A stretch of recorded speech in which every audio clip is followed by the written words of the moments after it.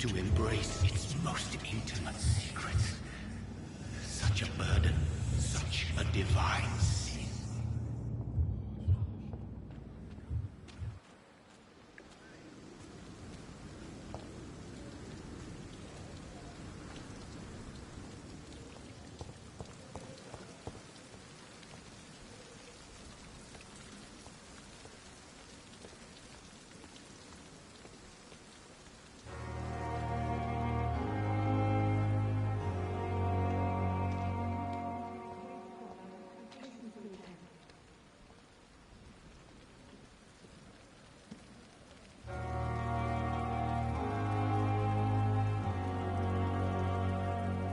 Good evening, sir. So it is true. The famous Dr. Reed has joined us. I can't think of any better news during these terrible times. Do we know each other? Actually, yes. We met once before, at the Rockefeller University in New York. Dr. Tippett, yes, I remember. I was assisting Professor Carell in his research about coronary bypasses. He had nothing but praise for you. He was also very confident about your future. And look at you now. Eminent surgeon and blood transfusion specialist.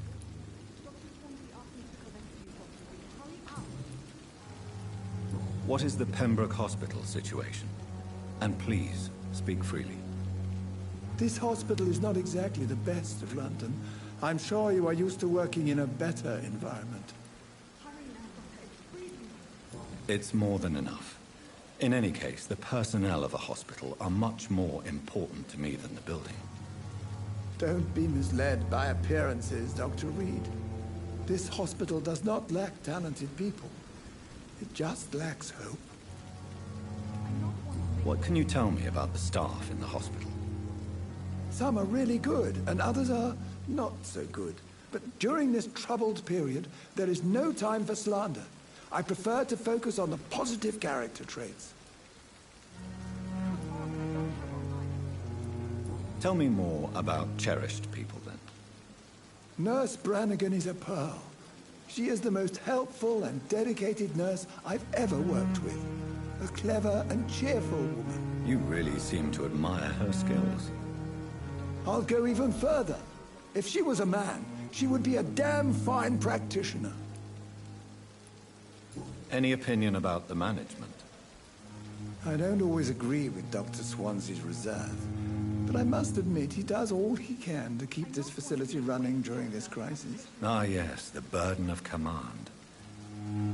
I was fed up with this concept while serving as a medical officer. Don't get me wrong. Swansea's a good administrator. I just wish he would get out of his office now and again.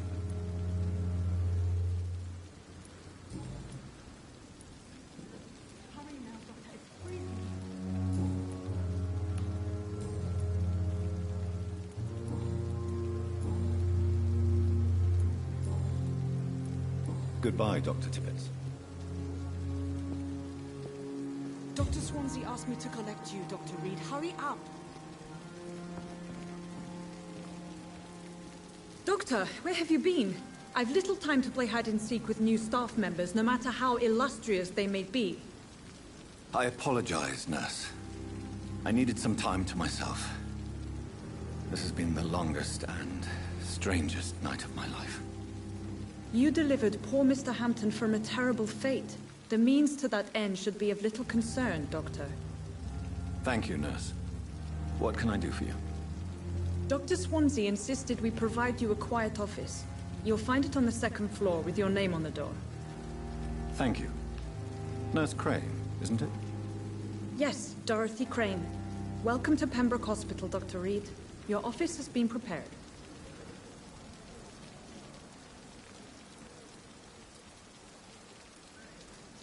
I would like to ask a few questions first. And Mr. Hampton, the patient we brought in, how does he fare? I gave him a sedative to help him sleep. Poor thing was in quite a state of shock. What kind of man is Dr. Swansea? Well, you accepted the job from him. I thought you would have known about your employer. Apologies, I've only just met him the once. This is sudden. I've only just returned to England. Dr. Swansea is a brilliant surgeon and the most compassionate physician.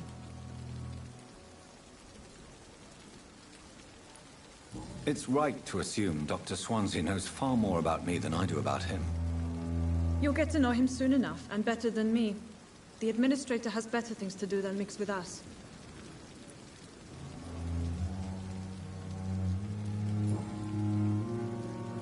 If you could point me in the direction of my room again, nurse. Second floor of the hospital, left after the stairs. It's the last vacant office at the end of the corridor.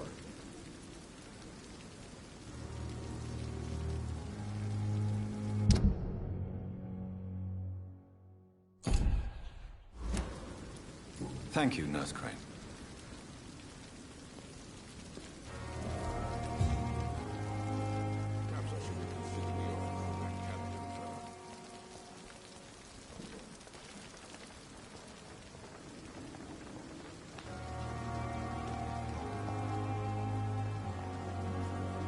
Good evening, sir. I'm Dr. Jonathan Reed. I'm new here. I've already heard about you, Dr. Reed. I'm Milton Hooks, the ambulance driver for this shithole of a hospital. That's quite a blunt introduction, Mr. Hooks. You can call me Milton. I like to speak my mind, Dr. Reed. Perk of the job. Don't judge me, and I won't judge you. I'm not sure I understand what you're talking about. Well, I'm no doctor, but I'm pretty sure a gun can't be used as a surgical instrument. You have a keen eye. I learned to shoot during the war, and have carried one ever since. Old habits die hard. No need to explain, Dr. Reed. And if you ever need a better gun, remember, I may have something for you.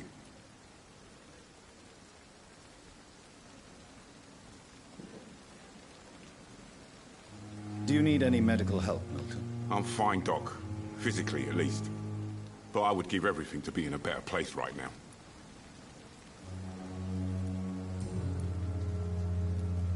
How is the situation around here? You want to hear the situation is all right?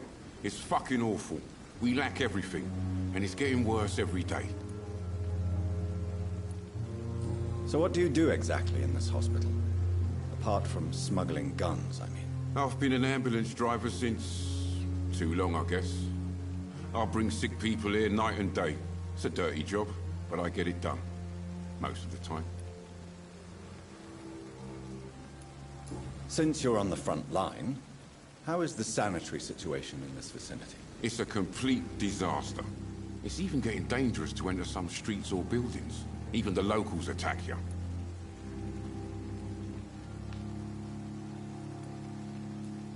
It sounds like things have been a bit rough recently. What's happened? Yesterday I got attacked by the patient I was bringing here. I escaped through the hospital's garden, but I lost my wallet when I was running. You left an infected patient outside the hospital. That's incredibly dangerous. Go there yourself if you want, but be careful, Doctor. I'd rather not bring your dead body back.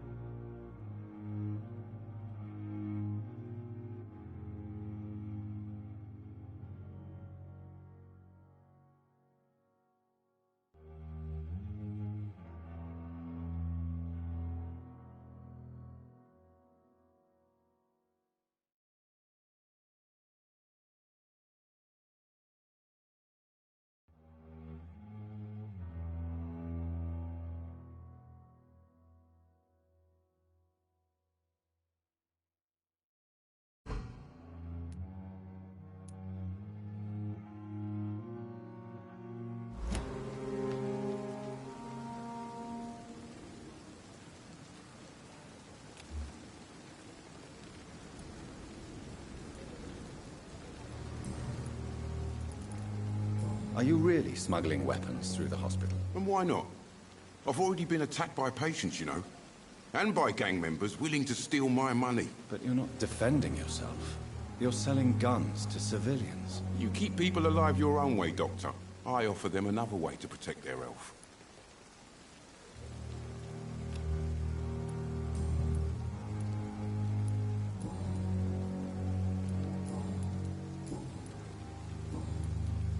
I'd like to see your goods. Wise choice, Dr. Reed.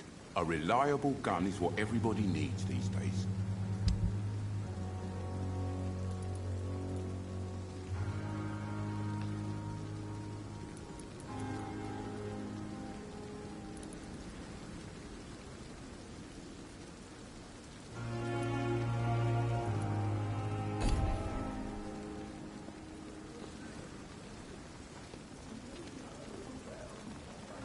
Safer here than anywhere else in the East End. This is no time for self-pity. It is the last thing our patients need.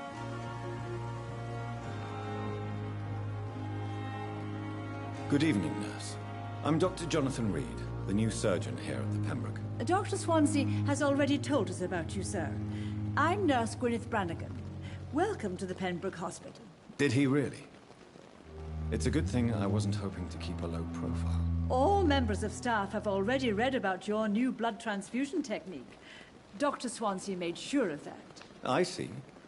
Well, I'm a little surprised, but I suppose I'll just have to deal with this unexpected notoriety.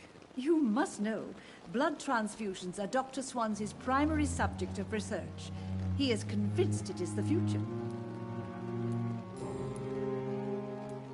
How are things here? Not good, to say the least. We're struggling against an invisible enemy, more lethal than any bullet from a gun. It's hard, Doctor. An invisible enemy? Quite a poetic term for a disease, especially from a nurse. Sorry, Doctor.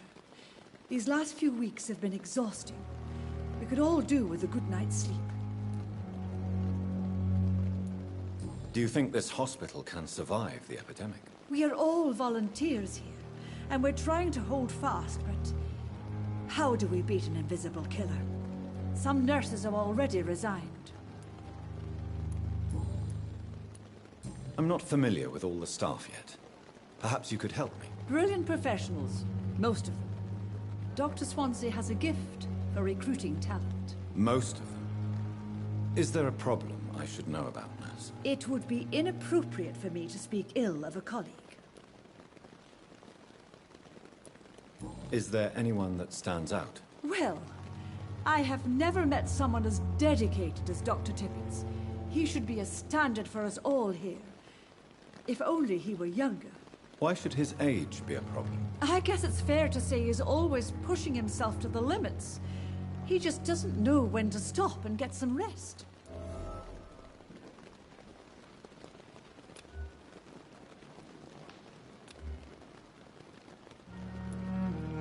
Nurse Brannigan, if you do know something, please tell me. Anything you say will be held in confidence. No. I may disagree with some conduct, but in the end, everybody is doing their best.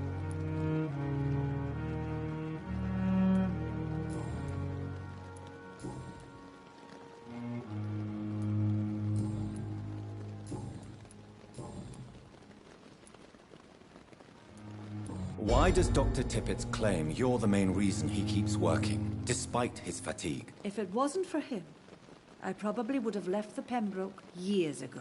Dr. Tippett does not think of you as just a nurse anymore, does he? If you're suggesting he's not taking my gender into consideration when it comes to medical practice and knowledge, I really hope he doesn't.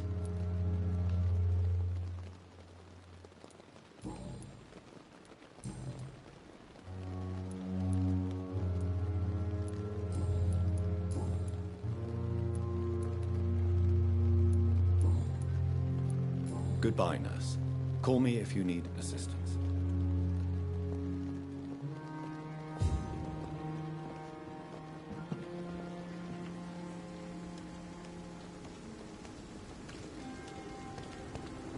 Dr. Swansea is right. This place seems perfect to conduct my research.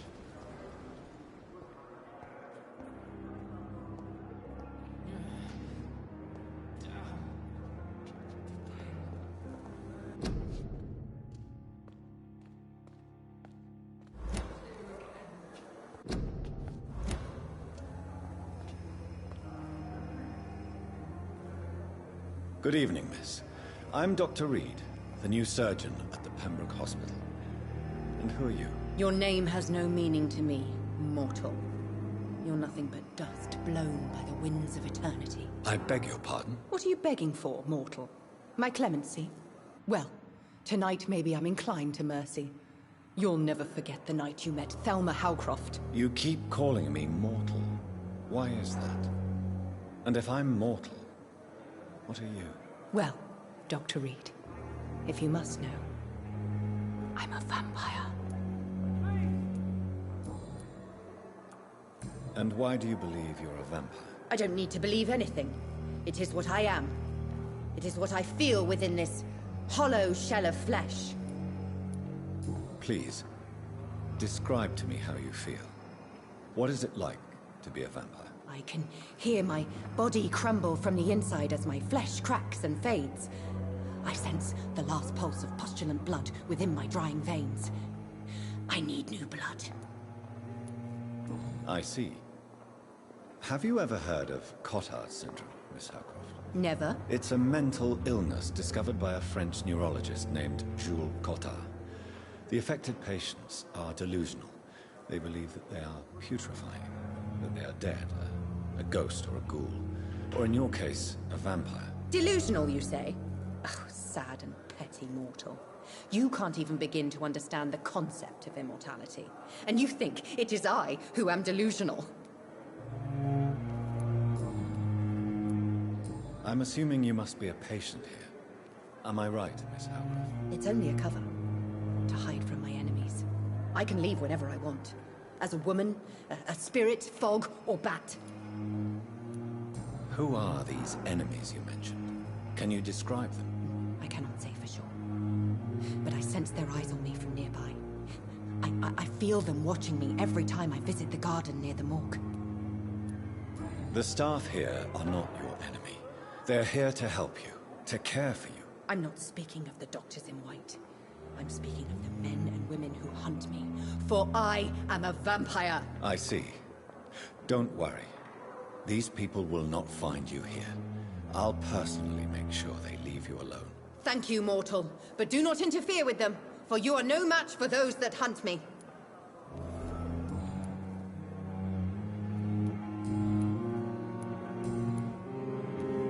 Who are you really, Miss Howcroft?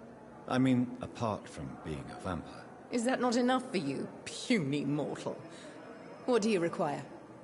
Proof of my powers? I'm curious to know who you were before becoming a vampire. It was such a long time ago, I don't remember. Centuries of unholy life can have strange effects on one's minds, you see?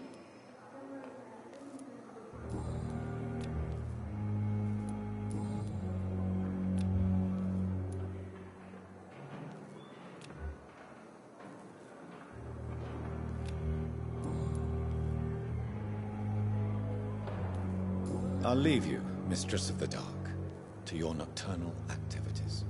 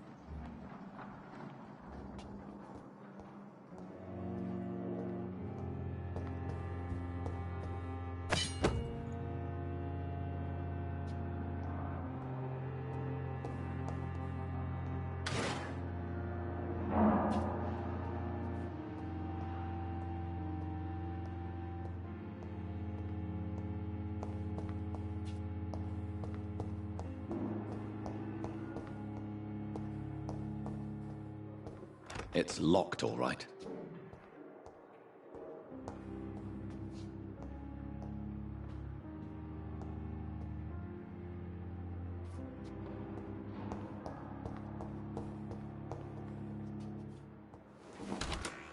This must be the place. It's definitely away from prying eyes.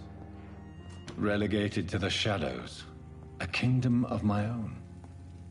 At least I won't be sleeping in a coffin.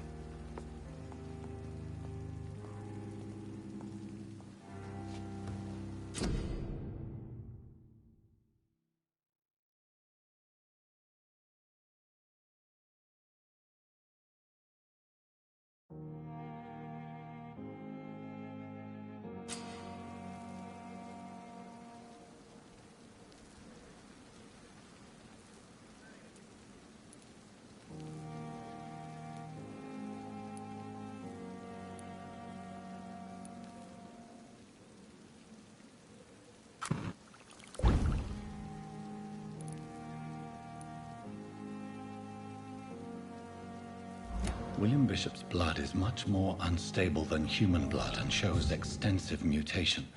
But this is not what happened to me. I must keep on searching. The sun is about to rise. The flower's dying. It needs water.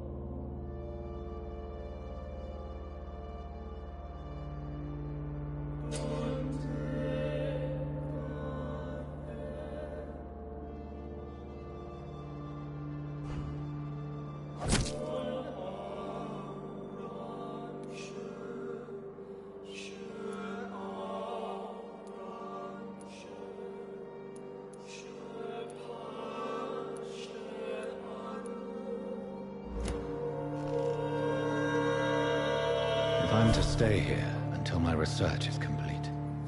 I'd better learn to hide my true nature from the mortals. But what about my thirst for blood?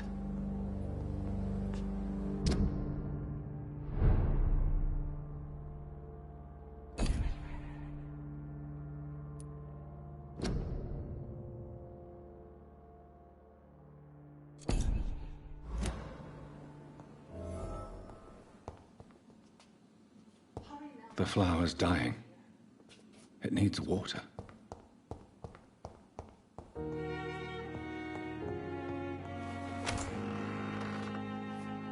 Dr. Swansea asked me to collect you, Dr. Reed. Hurry up! Yes, Nurse Crane? How can I help you? I'm so sorry. I know Dr. Swansea wanted you to rest, but we have somewhat of a crisis. A crisis, you say? Our supply of antiseptics is nearly depleted. I was hoping there was another box up here, but... What type of hospital are you running? No antiseptics? You have been away too long, Doctor. With the war and now this epidemic, supplies have been running scarce for months now. I may have a solution. In France, during the war, drugs shortage was a daily problem, and we had to use our wits to overcome the shortages. However do you mean? If combined correctly, certain household chemical products can be used in a pinch instead. Now, where's the hospital storeroom? The storeroom? Fat chance. This is the Pembroke, and space is luxury we don't have. Everything used to be stored in the old morgue. Perhaps I should look there first. Where is this morgue? It's the large building behind the hospital. You'll need to go in the back door because it's been sealed off for sanitary reasons. Take this key. It opens a small back entrance at the end of a narrow street. The abandoned morgue behind the hospital. A small door at the end of a narrow street. On my way then. Thank you, nurse. Yes, Doctor?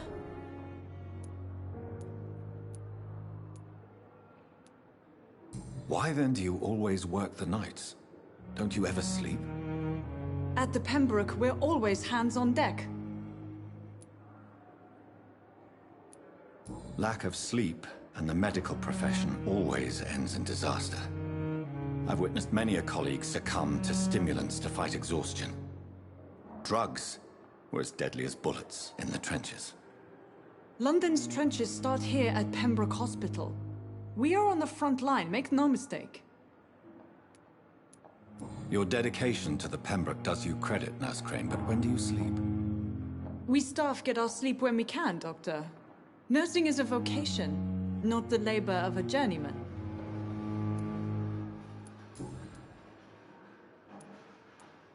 Please, could you point me in the direction of the morgue again?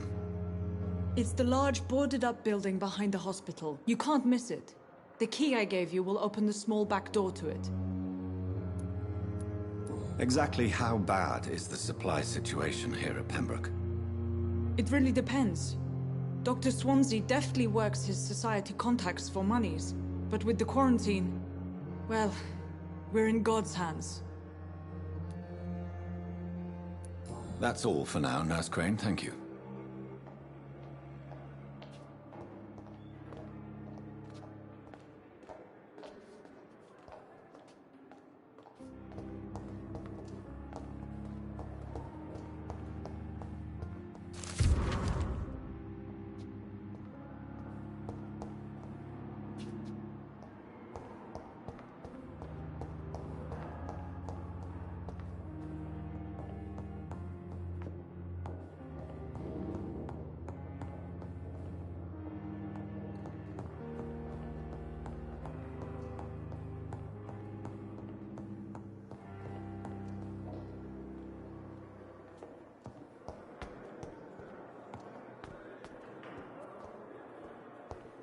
You are going to reveal all your secrets to me. Even the darkest thoughts in your heart. Yes, Doctor? That's all for now, Nurse Crane, thank you. This dead flesh needs it. Oh, please spare me, Dark Queen. Spare your obedient slave.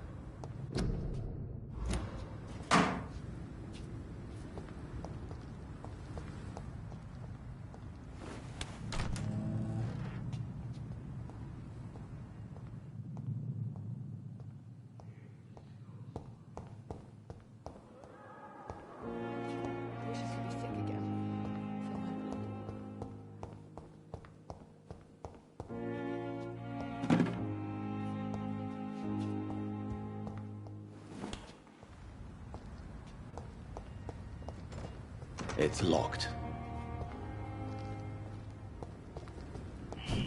Scowl voices in the garden. I should investigate.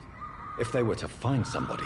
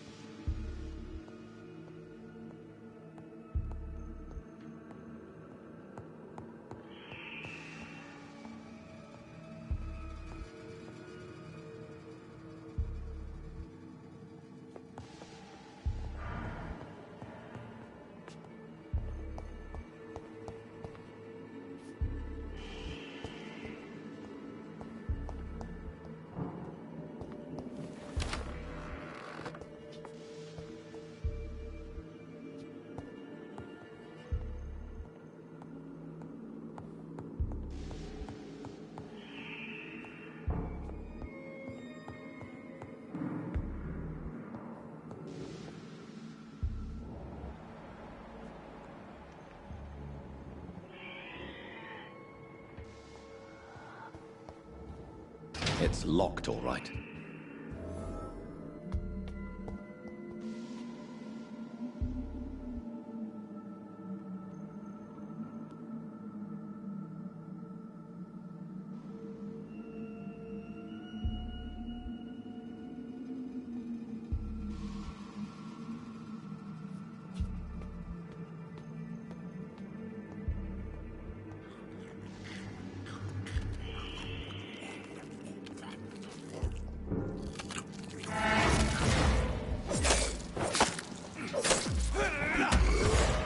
Behavior is similar to the infected William Bishop. Must be the same strain. This sickness moves faster than influenza.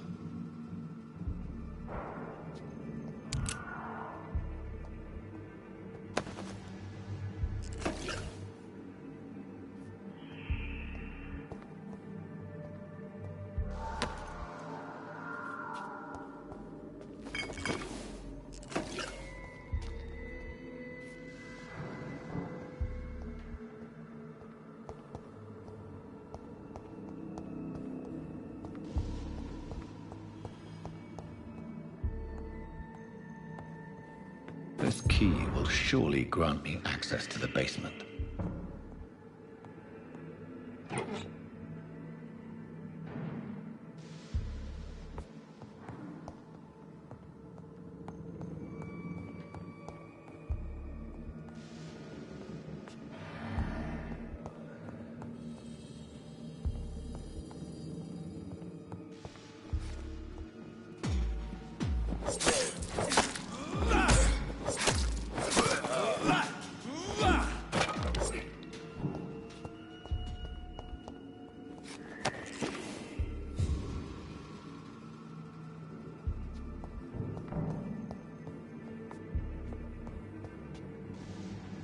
Balls of Mars, fortifiers.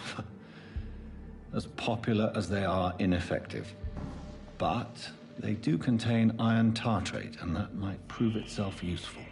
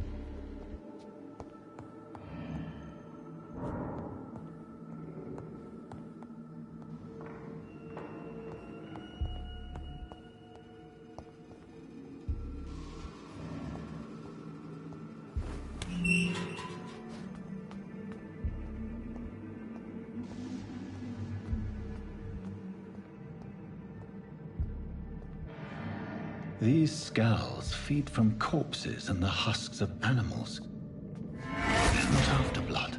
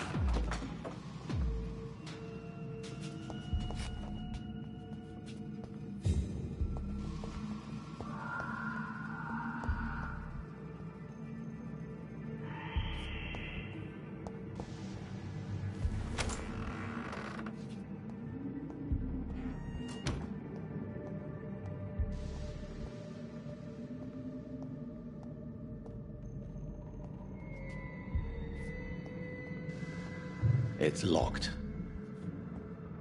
It's locked, all right.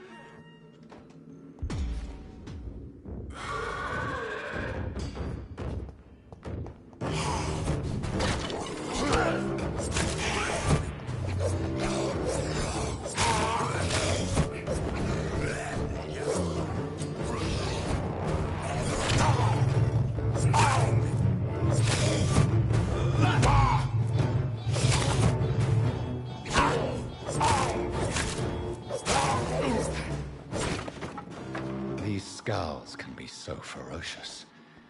I'm not sure I can defeat them without becoming stronger. To drink blood is so tempting.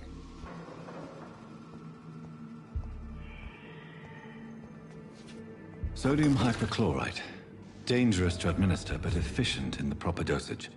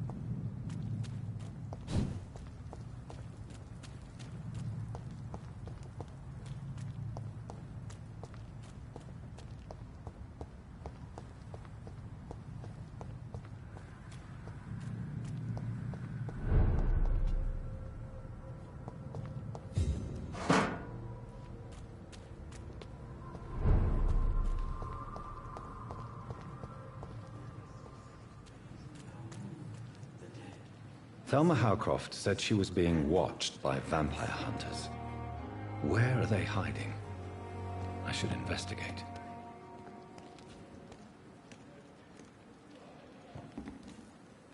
Good evening.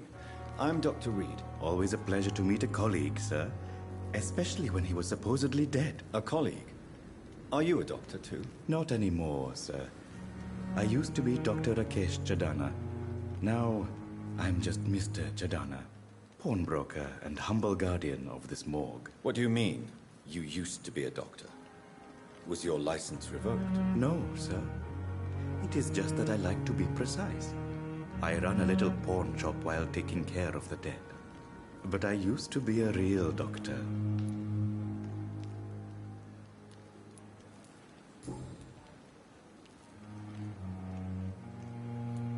Are you afraid or uneasy being surrounded by so many corpses? Why should I? These bodies are empty vessels. Flesh left to decay. Poof. No soul anymore. All gone. An interesting point of view. And quite an exotic one, too. Most people fear, or at least have a respect, for dead flesh. Sir, as a medic during the war, I learned to face my death and the death of others. It's the pain we have to tame, not death itself. How did you get this job? After I left the army, I worked as an undertaker down by the docks. A dangerous place with many an unpleasant business there. Milton Hooks helped me get a job here.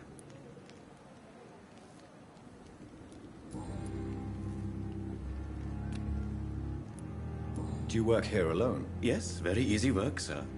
All I have to do is watch a few bodies. The situation was very different when the main morgue was still open. Why do you have to watch these bodies? Because these poor fellows have no names. We keep them in case someone comes looking for the missing. Sadly, very rarely happens. Why close the hospital's main morgue? It was for sanitary reasons after the beginning of the epidemic. Cadavers had to be moved to the nearest mass grave.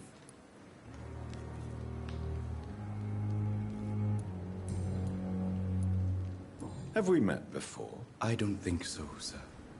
Why? When we first talked, you said you were glad to meet me since I was reported dead. Funny story, sir. Your sister came here a few nights ago. You were missing, and she was looking for your body. She must be very relieved now.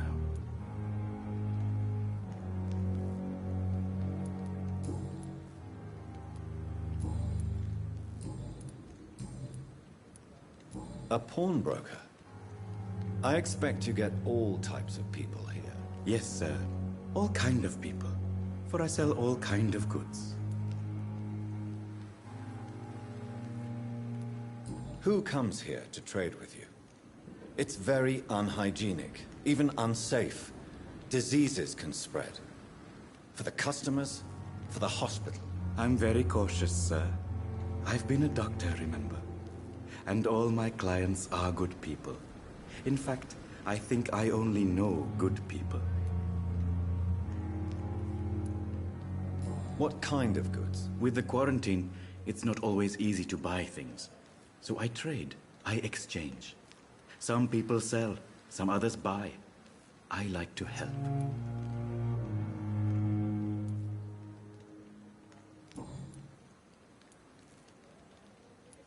Since you're not afraid of dying, do you believe in life after death, Rakesh? No. I believe we must do all the good we can while alive. For our time is short, and the obstacles are endless. Do you think you would enjoy immortality as a concept? I don't think so. Don't mistake me. I love life, and I'd like to live a long life. But everything has to decay, sir. Even goodwill. Do you really believe goodwill cannot last? As I said, sir, everything decays. If I was to never die, goodness, I would be bored or worse. And I like to be helpful, sir. Quite depressing, wouldn't you say? Yes, but the good news is, we'll all die before losing our humanity, sir. So you're ready to die? No, I am not. I don't fear death, for I won't see it. What troubles me is the pain my death will inflict to those I know. You're a wise man, Mr. Chidana. No, Dr. Reed. I am a foolish man. But I like to think otherwise.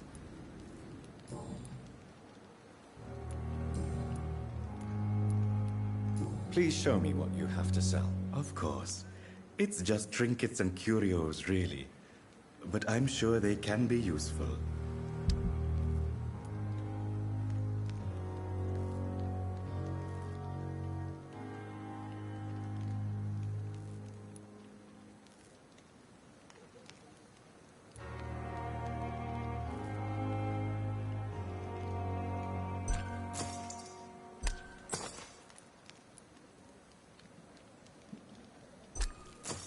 It never ceases to amaze me how you, the dead, seem peaceful and lost at the same time. It's locked.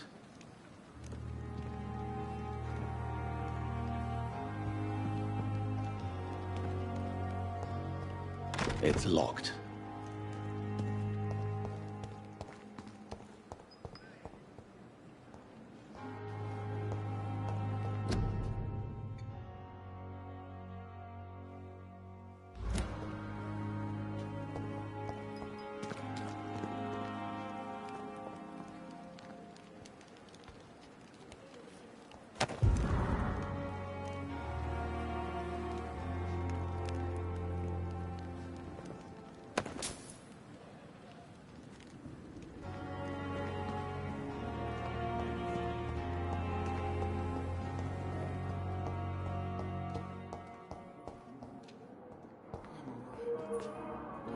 Good evening, Doctor. I believe we're going to be working together. Dr. Reed. Dr. Swansea informed us of your arrival, but I could not dare to believe we'd have such good fortune. Such an honor, sir. Thank you. And you are? I am Thoreau Strickland, Dr. Thoreau Strickland.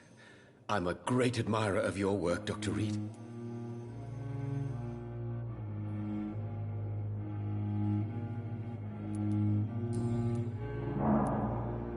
Please, could you tell me something about yourself? I'm a great admirer of your work concerning blood transfusion, Dr. Reed.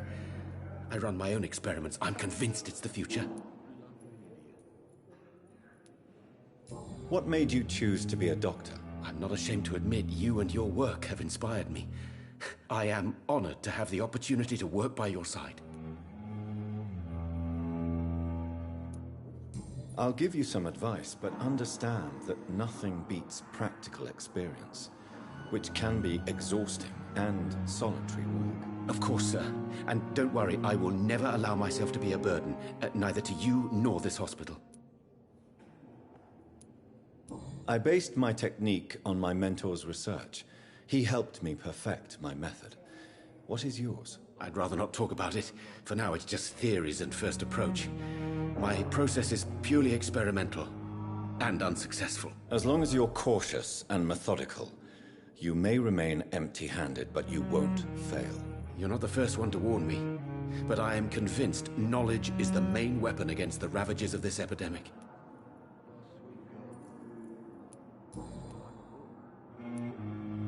What can you tell me about the Pembroke? Well, it has always been an honor to work with Dr. Swansea. But with your arrival, I can't think of a better opportunity to learn about blood transfusion. You seem quite optimistic.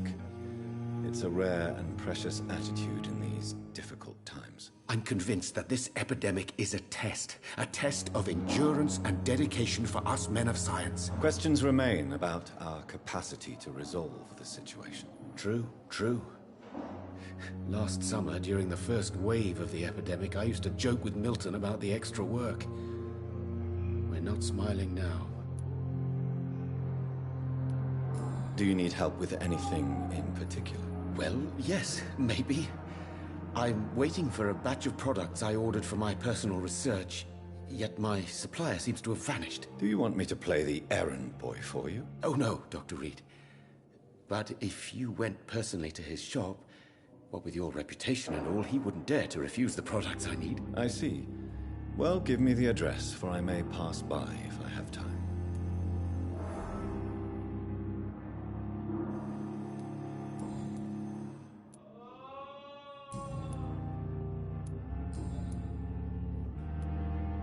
Tell me more about your willingness to experiment with new medical techniques. Harvey Fiddick is a patient suffering from a severe injury that could cripple him if not treated correctly.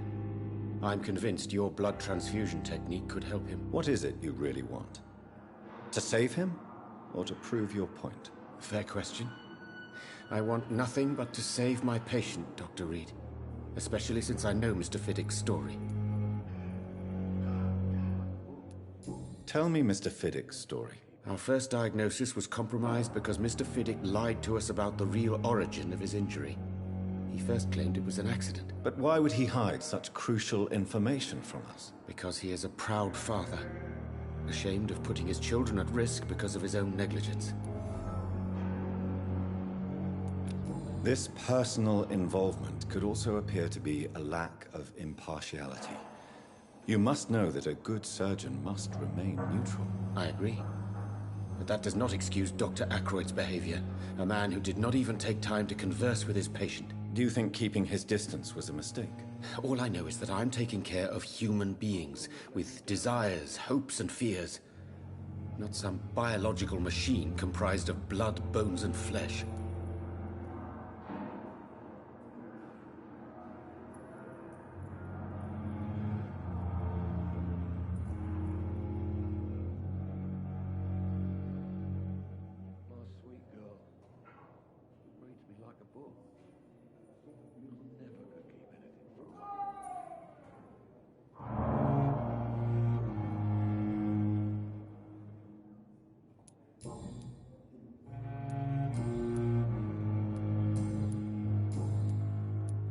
Goodbye, Dr. Strickland. The words to calm the children, Ellen.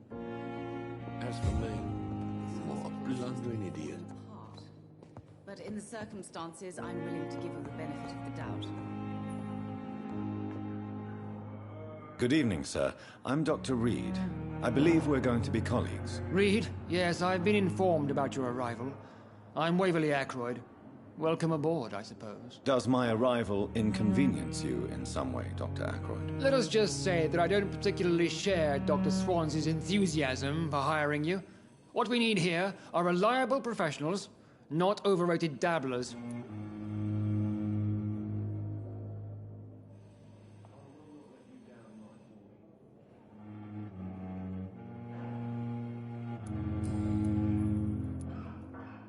If you have a problem with me, Dr. Ackroyd, please feel free to tell me. Dr. Swansey has imposed your presence on this hospital without asking anyone's advice. The benefit of his position. But I don't agree with it. I know we've never met before, but I believe this hospital could use all the help it can get. You will agree with that, I'm sure. Oh, but I have heard about you, Dr. Reed. Of course, you can't say the same about me, since I have not wasted my time courting the press.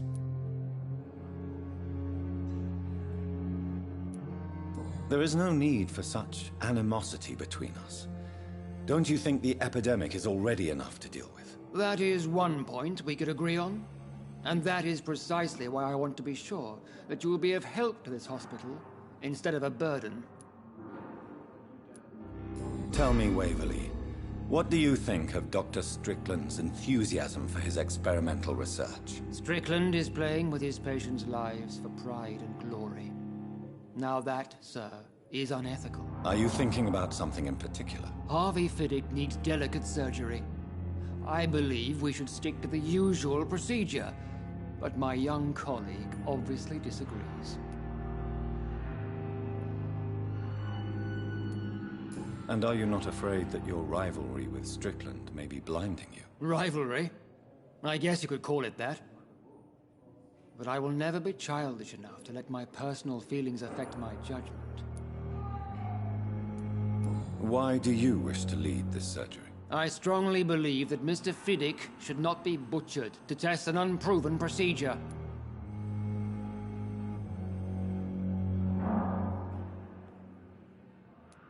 I really hope you're right about this, Dr. Ackroyd.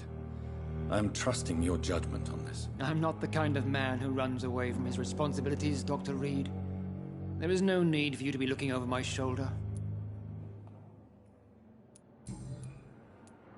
Since your tenure in this hospital is longer than mine, perhaps you can tell me more about this place. Let's just say I'm tired of the carelessness around me. I have always respected the skills of Dr. Swansea, but over time his enthusiasm has become displaced. Carelessness? Exactly what are you talking about? We're here to save lives. The people who trust us are not volunteering for experimentation. They're here to be healed. I don't intend to run any radical experiments, Doctor. Even if I, as any good practitioner should, express an interest in pushing the boundaries of medical research. Modern medical methods were created through audacity and ego. But there are rules in our line of work, and they're here to protect our patients.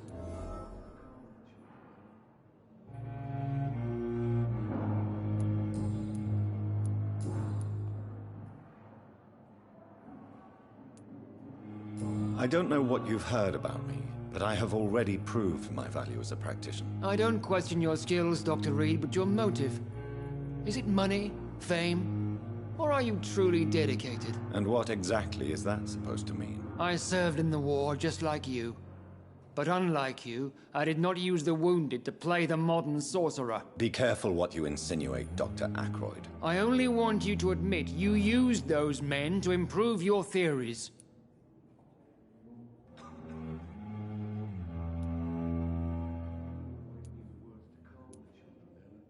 Knowledge has always been and will remain our main weapon, and it has always come at a price.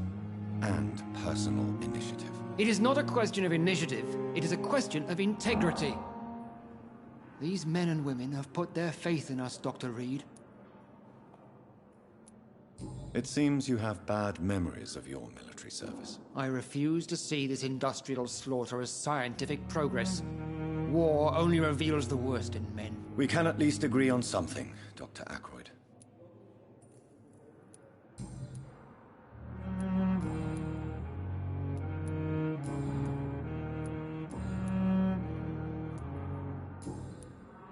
Thank you for your time. We'll talk later.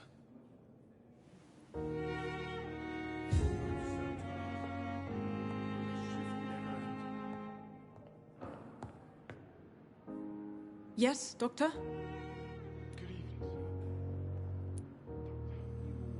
That's all for now, Nurse Crane. Thank you. As for me, what a blubbering idiot.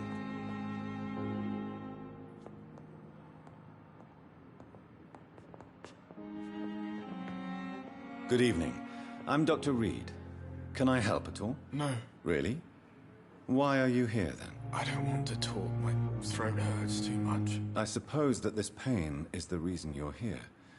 Is someone taking care of you? Yes. And no. Could you at least tell me your name, sir? Mortimer. Mortimer Goswick.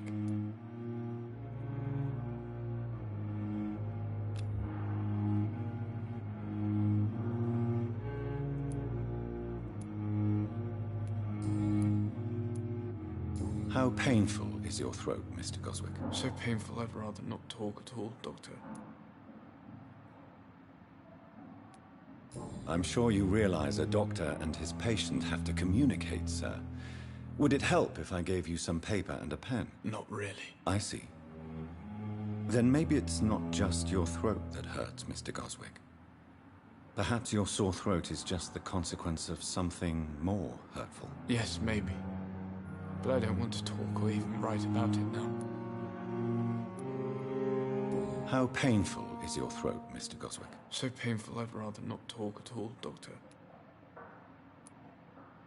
I'll let you get some rest, then. I'm all right. Don't waste your time with me.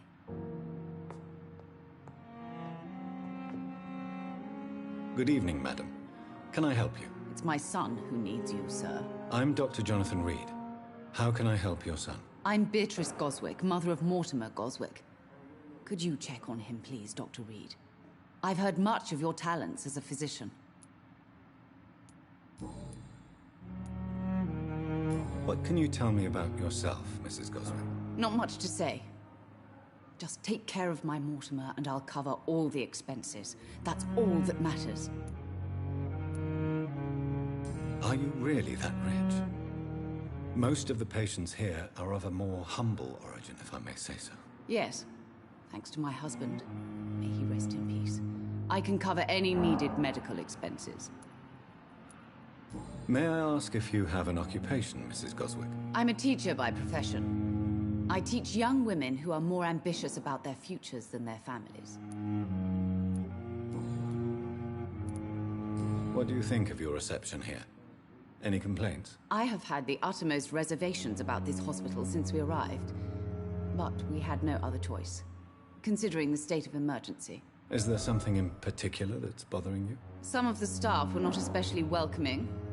I suspect they're not accustomed to dealing with patients of such social standing. Tell me more about your arrival at the Pembroke Hospital. What gave you such a bad first impression? The ambulance driver was quite rude, for a start.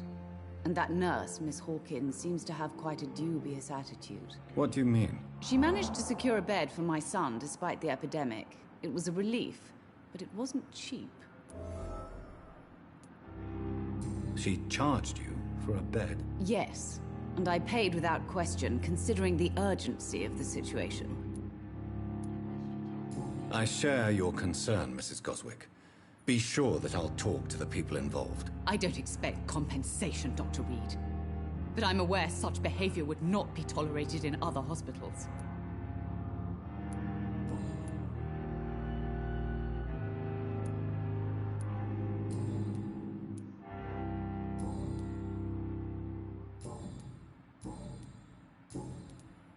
Goodbye, Mrs. Goswick.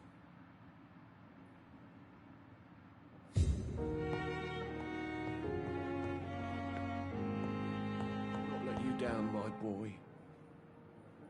Good evening, sir. Doctor.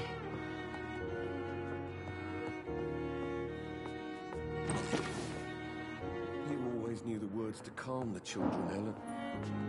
As for me, I'm a blundering idiot. Good evening, sir. I'm Dr. Reed. May I help you? I don't know if a third opinion is needed. Your colleagues are already arguing about my condition. I see. Would you mind telling me more about your situation? I'm Harvey Fiddick. All I want is to get me bloody arm fixed properly.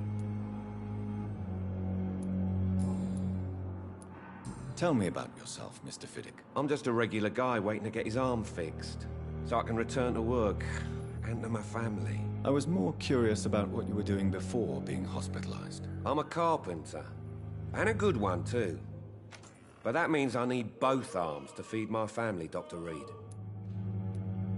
Are you satisfied with your treatment here? Well, it's clear that I've chosen a bad time to be injured. Forgive my bluntness, but you seem overwhelmed by cases of the flu. I won't lie to you about it. I'm afraid we are. Are you sure you don't want to operate yourself, Dr. Reed? I have the feeling you're very capable. And your colleagues seem to think so too. In other circumstances, you would be right. But for now, I don't think I can take on the responsibility. My apologies. Tell me about the doctors who are arguing about your case. Strickland and Aykroyd. They both want the best for me, but there's a lot of pride there. Doctors are no different from carpenters, it seems. What do you mean? I often had professional arguments with rivals on a building site. Difference is I disagreed about wood and nails, not flesh and bones.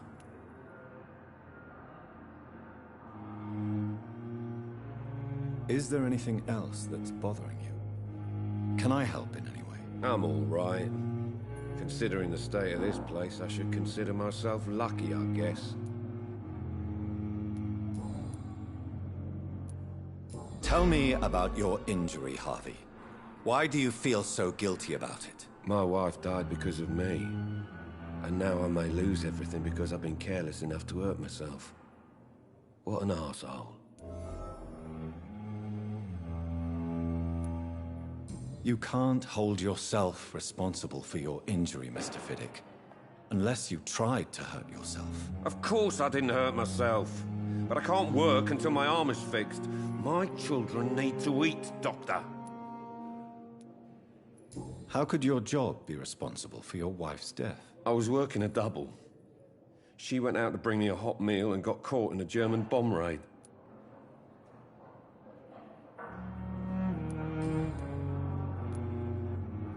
Tell me more about the death of your wife, Harvey. 1915. I was in the army. Building workshops for the Royal Flying Corps. Helen was happy I wasn't sent to the front. What happened? The Germans sent Zeppelins to bomb the construction site, but they missed their target. My wife was bringing my dinner when the bombs fell. I'm sorry for your loss. So many died during the bombings. I served in France and witnessed the carnage there. I would like to say that she didn't suffer. Truth is, I have no idea. I just know that I'm all that me kids have. Poor little bleeders. How are your children after losing their mother? They were smaller then. The only good thing about this is my Helen didn't bring them with her that night.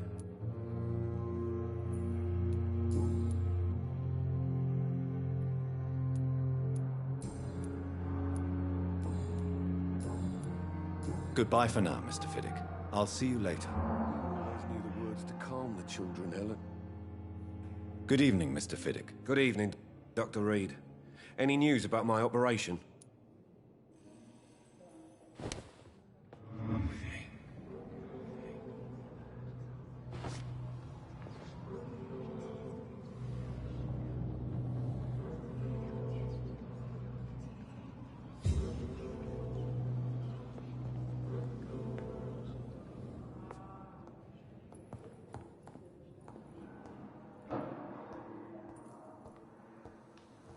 Sweet girl.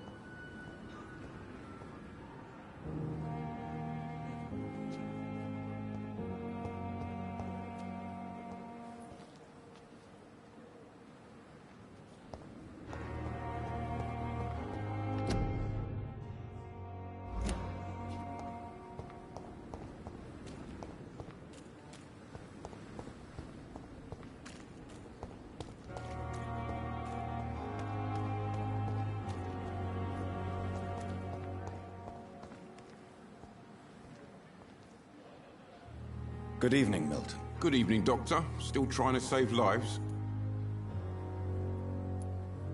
I have some good news, Milton. What? The epidemic's over? I retrieved your wallet, with all the money and a certain picture. Well, yeah, Pippa Hawkins is my girl. So what? Is it the difference of skin color that bothers you? Not at all, Milton. Good. Please, take this money anyway.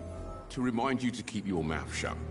Not everybody is as broad-minded as you, Dr. Reed. I'd like to see your goods. Wise choice, Dr. Reed. A reliable gun is what everybody needs these days.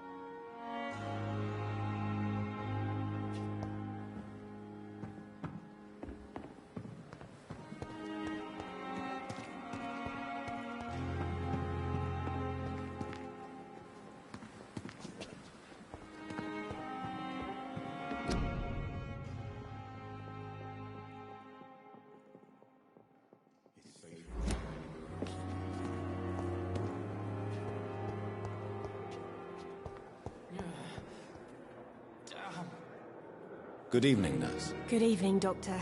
I don't think we've been introduced yet.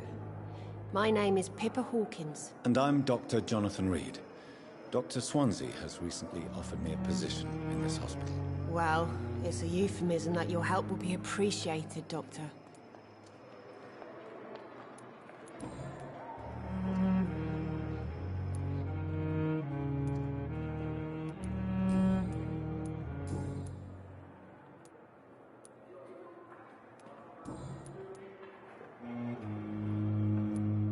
Goodbye, Nurse Hawkins.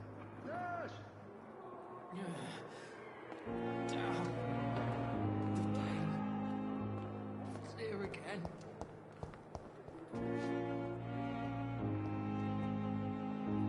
Good evening, sir. Can I help you? Unless you're here to fix my face. No. I don't think you can help me. I'm Dr. Reed. I've recently taken the position of head surgeon here. War injuries, am I right? You guessed right, Doctor. German shell took my pretty little mug right off. But they still call me Thomas Elwood.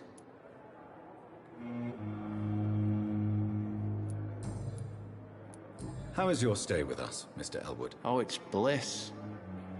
I just escaped death in the trenches to be surrounded again by the moans of the dying. Can I ask you precisely why you're a patient here? It's the pain, sir. The drugs don't work. It just hurts under the scars, if you get my drift. Can I do anything for your pain? Nurses gave me a bunch of pills. No effect. Told you. It's like the flames are under my skin, burning away. Who is treating you? Is someone in particular looking after your case? Nobody since the old and tired doctor spoke to me. Started to think I was forgotten about. Wouldn't blame you. You don't seem worried by that. My face hurts so much more when I smile or cry. I've learned it's easier not to speak. But be assured I'm smiling inside.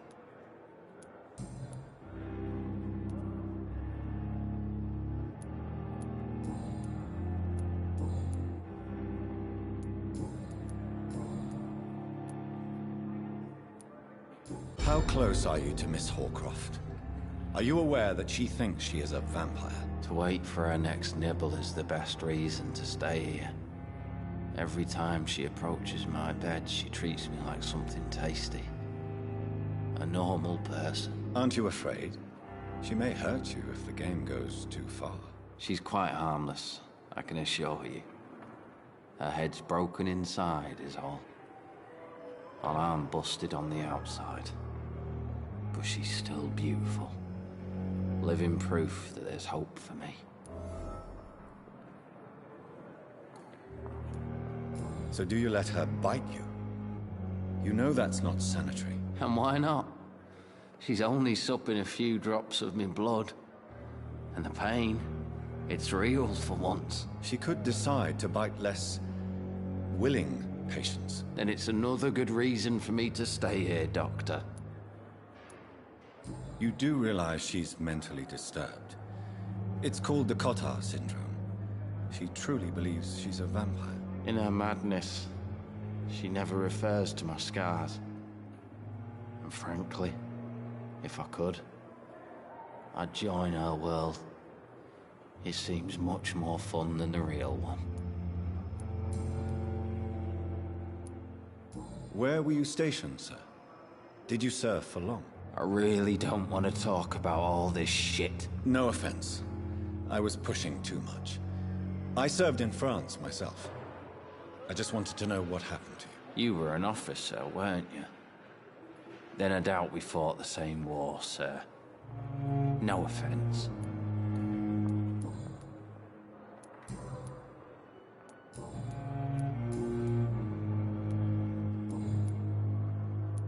Goodbye for now, Mr. Elwood. Damn. The pain. It's here again.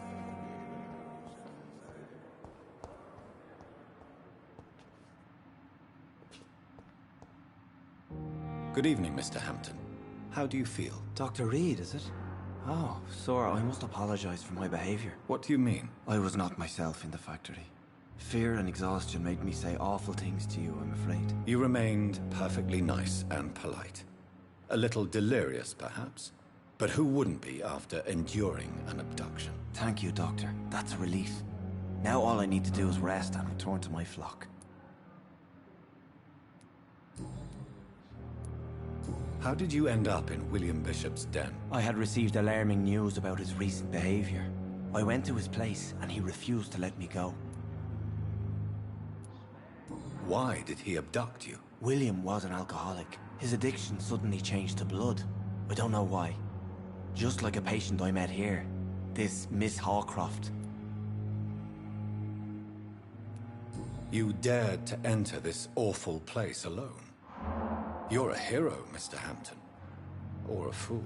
I'm just a man trying to help his friends, Dr. Reed. William Bishop was a conflicted soul, searching for light. What is the general situation in the East End docks? The situation has always been tough, with a lot of tensions between the gangs and the dockers' trade union. The Wet Boot Boys are very nervous since they lost their leader. Who leads the gang now? Since Clay Cox went missing, it's his wife Edwina who runs the show, with the assistance of her minion, Booth Digby. Has the gang been threatening you? Ah, no. I've had this nickname for so long, you know, the sad saint of the East End. No one dares to bug a saint, not even criminals. Do you know Tom Watts, the bartender from the Turtle? I met him before I found you in the canning factory. Tom? Yes, of course. Always the helping hand, good old Tom. Without men like him, corruption and despair would have wiped out the East End long ago.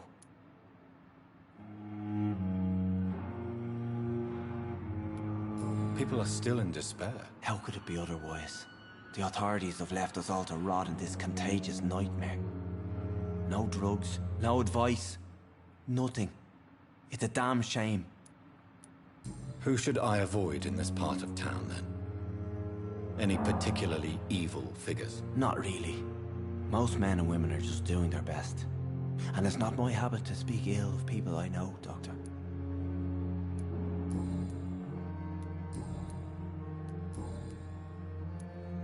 What do you do for a living, Mr. Hampton?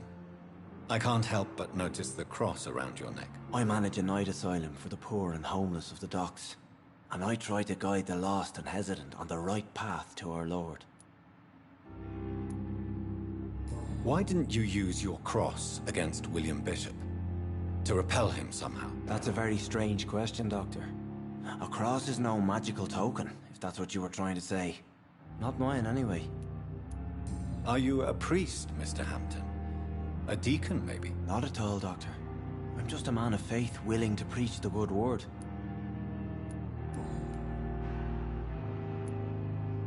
Have you made friends since you arrived? Not really, but I recognize Miss Harriet Jones. I knew her when she lived by the docks. That poor woman had such a miserable life. You never came to see her here at Pembroke?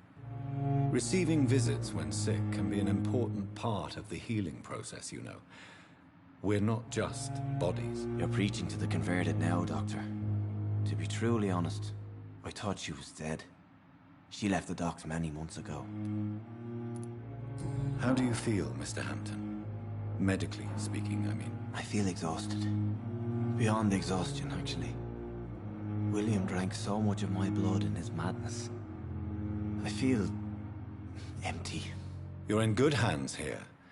Dr. Swansea is well versed in blood transfusion, and I'm sure he'll take the best care of you. Thank you, sir. I believe all I need is rest. And then I can go back to the people who need me. Goodbye, Mr. Hampton. We'll talk again later. I cannot enter.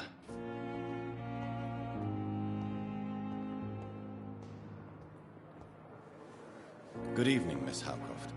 How are you tonight? I need blood, Doctor. Warm, rich, vibrant blood. Tell me, Thelma, why do you feel so attached to Mr. Elwood? Why him? I'm not sure, Doctor. I think we have a bond of some sort. We've both suffered so much. He's the only mortal I find interesting. Do you plan to make him a vampire too? Of course not. How could I inflict my curse on anybody else? I'm not that cruel, Doctor. Would you say you and Mr. Elwood are romantically involved? No. No, Thomas is a delicate soul. Even though he disguises it. But I am not the woman he needs. No, for I am a vampire, Doctor.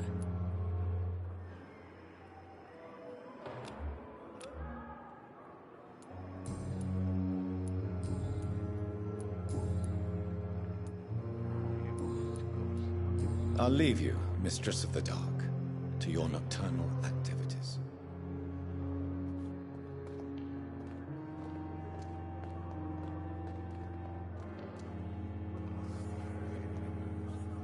Time has lost its effect on me, but the suffering continues. The pain. It's here again.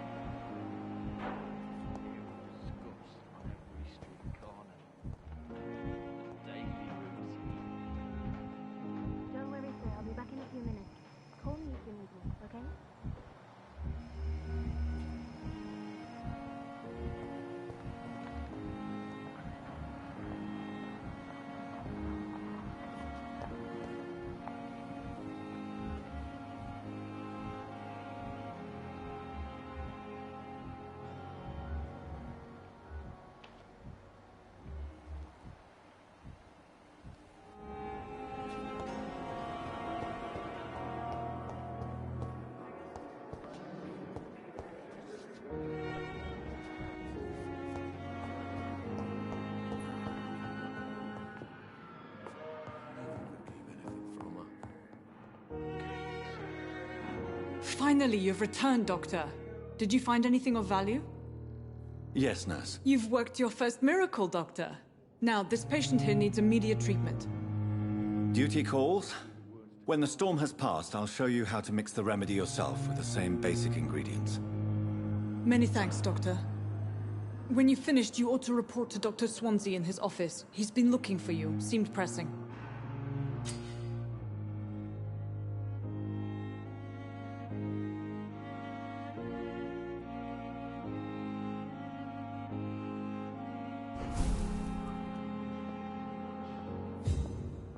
I will not let you down, my boy.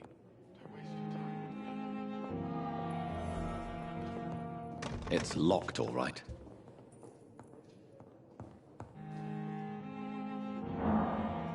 My sweet girl.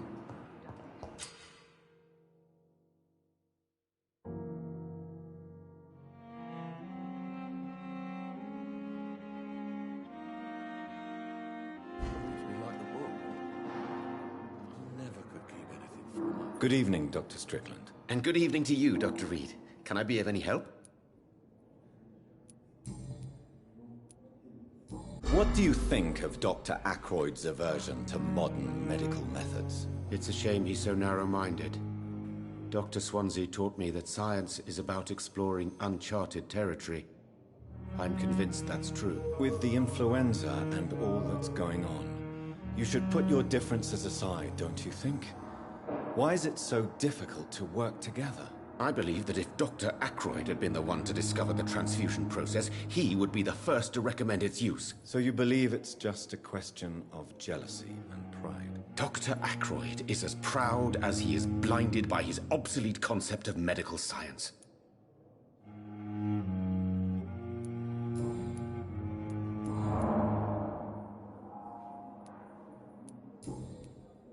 Goodbye, Dr. Strickland.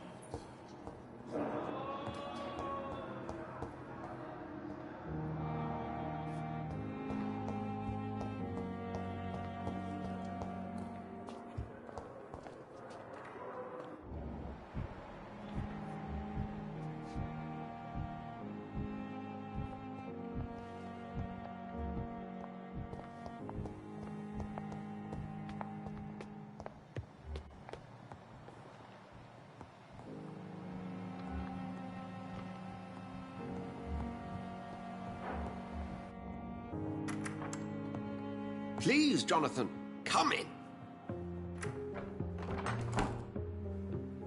Fascinating, is it not? In the last decade, so many mysteries have been brought to light with our microscopes. The human body, biology's penultimate frontier. The more we explore its boundaries, the less we're able to trace a clear line between life and death. You, my friend, have a foot in both countries. The view must be vertiginous. It's at least as vertiginous as chatting about vampires with you, I would say. This must be all so new to you.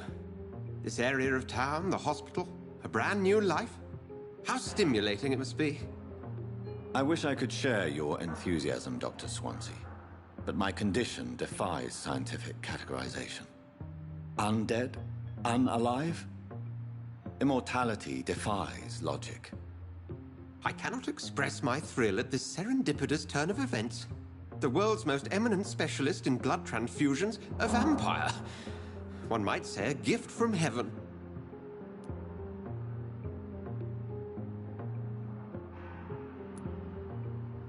It may seem strange, but your words have brought me some comfort here.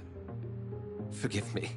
I've been an admirer of your work for a long time, and now you are so much more than a brilliant physician. And please, call me Edgar. I'm not some doe-eyed student, Edgar. I understand we both have something to gain from this relationship. Very well. I have a task for you, Jonathan. Something that will require all your newfound skills. Please, go on. The Pembroke only survives through the generosity of our benefactors. Unfortunately, our main donor has found herself in a bit of a bind. Now, if you could help her out... A spokesman or politician is what you need. That's not my calling. And until I come to understand what has happened to me, I require discretion. Discretion is in order, Jonathan. Lady Ashbury has recently received rather indelicate correspondence that, if revealed, would jeopardize her position. And you would like me to eradicate this threat? By the stole, of course not. I would just like you to pay her a visit. Her ladyship is certainly near the tents outside, tending the sick. You can't miss her. Look for someone impossibly delicate. Accepted. I'll see what kind of trouble Lady Ashbury is in.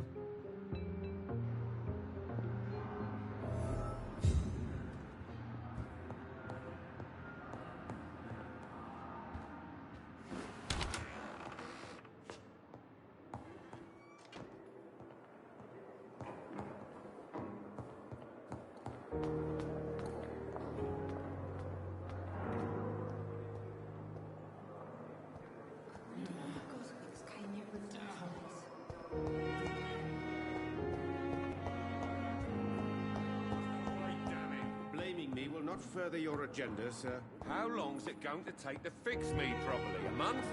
A year? You have the right to disapprove of our methods. And you will kindly apologize when you're feeling better.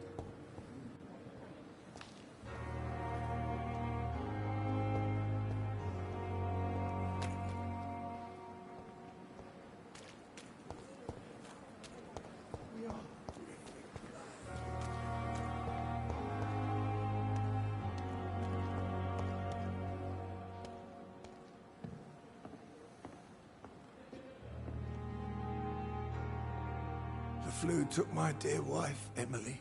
I take comfort knowing we'll soon be together again. Mr. Rainfield, that's no way to talk. You're in good hands here, and we'll be up again soon enough.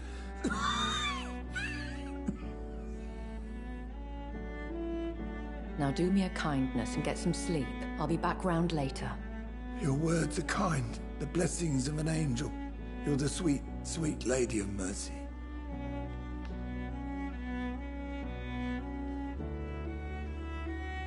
Good evening, Dr. Reed. It's a pleasure to see you again.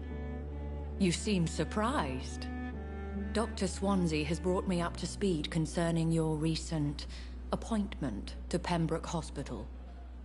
You're a the lady who saved me that night, before vanishing into thin air.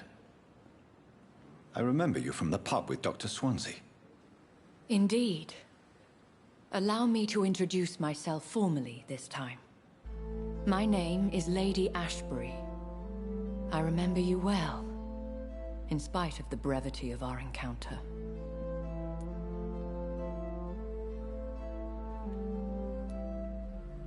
So it seems our Dr. Swansea does indeed have a fascination for creatures of our constitution. Dr. Swansea is a remarkable man. Dedicated, one might say, obstinate? He spent years compiling our bestiary. I hope you're more disposed to answer my questions now. You must have countless questions, but our rather urgent matter first. Swansea has explained.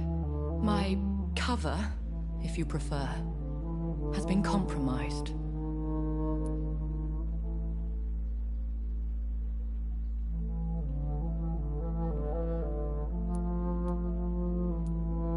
Have any of the patients given you trouble? These poor souls have so little left to live for. I do my best to ease their pain. The world would be a better place if it were cared for by women like you. You make me blush. I am simply a necessary evil. Pardon my boldness, Your Ladyship, but I have questions concerning this condition we share. As a newborn, your hunger for answers is rivaled only by your thirst for blood. But the questions need wait. I'm a scientist. My trade is in the deciphering of mysteries, and I need information to feed my mind. I will gladly answer every question you have, but first, prove yourself capable of resolving my predicament without eating the culprit. Dr. Swansea has commissioned me to be your agent in this matter. You could start by explaining what's amiss. These past insufferable weeks, I've been the victim of extortion. I've made a first payment, but the blackmailer grows greedy. I must refuse his most recent demands.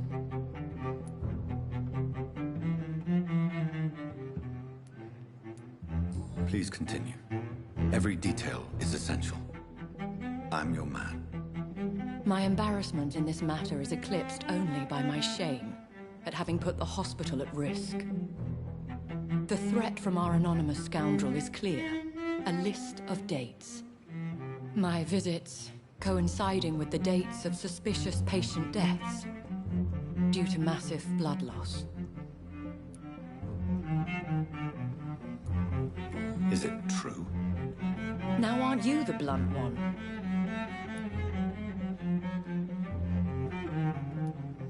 Excuse my impertinence, Your Ladyship. This is not an interrogation. I assure you that this line of questioning is in your best interest. In all honesty, I'm not simply a patron to the hospital. My visits serve a dual purpose. Dr. Swansea has been treating my condition with a revolutionary technique of blood transfusion. It seems you are a specialist in the domain. I'll take care of it. Do you know where I should start? If that was the case, I'd settle the matter myself. You could talk to our local gossip, Harriet Jones. Not a pin drops here without her hearing about it. I'll meet that woman now. My life, as others know, is in your hands, Dr. Reed. I'm sure of your discretion, but I do fear your powers of persuasion will be put to the test. When this is resolved, I'll be your obligé. I'll answer all questions in regards of your condition.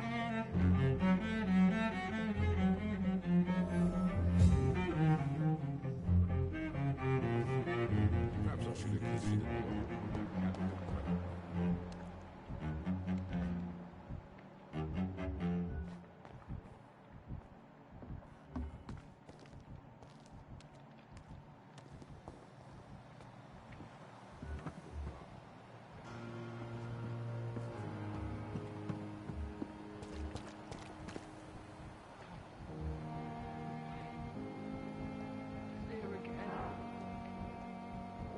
Your last thoughts would be, sir.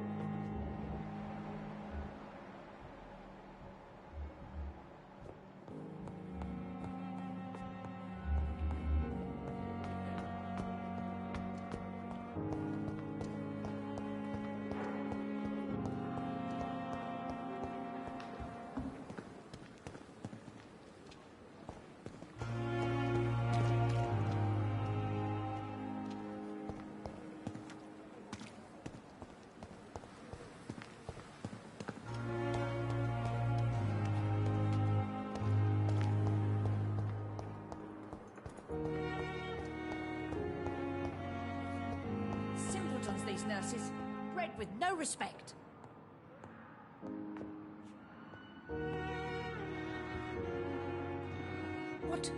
What is this? Who are you? Get out of my room. There's no need for alarm, madam. I'm Dr. Reed, the new surgeon. Preposterous. Dr. Reed, you say? I don't want some bumbling intern. Where's Dr. Swansea?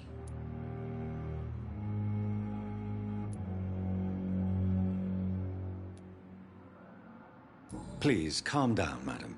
I assure you that I am highly qualified. I'm just back from war duty. How brave. Threatening an old defenseless woman. You know how long I've been a patient here? You've picked the wrong fight. I'm Harriet Jones. Harriet Jones? Indeed. I've been meaning to have a chat with you. You know what goes on here better than any other patient, I gather. Oh, better than any patient, nurse or doctor. I've seen so many vile undertakings. I heard there have been some despicable goings-on. Was there a case of blackmail? Blackmail? Wait. You're investigating something. This isn't a social call. One of those incompetent cunts slit a poor sod's vein.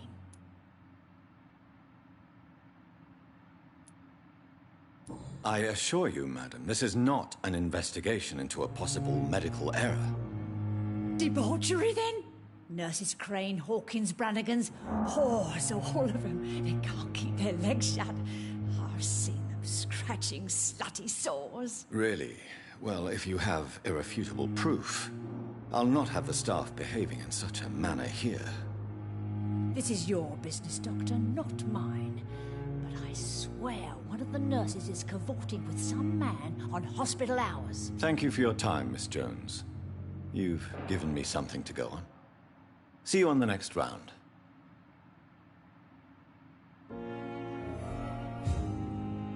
Miss Jones, greetings. How do we feel? Oh, again? Waking a poor old woman in her sleep? There isn't a poor life needs saving somewhere? Now, I need to ask you a few simple questions. Well, if you really must. Have you noticed any suspicious comings or goings?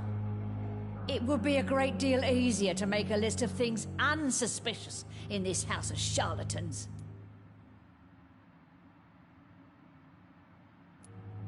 Come now, Miss Jones. Surely it's not that bad. Have you no eyes? This hospital accepts all manner of souls, regardless of origin. The proper sick cannot heal. We're kept sickened by the refugees.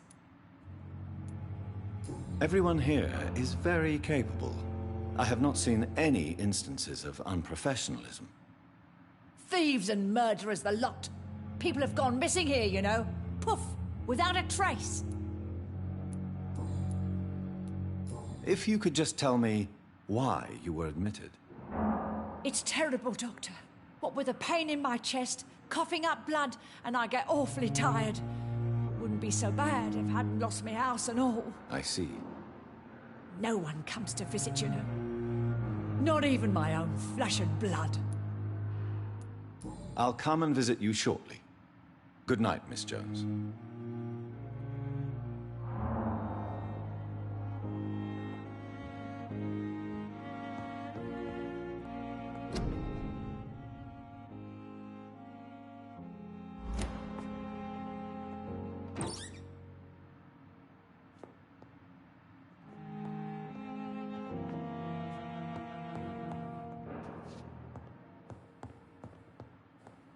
The patients and staff might know something.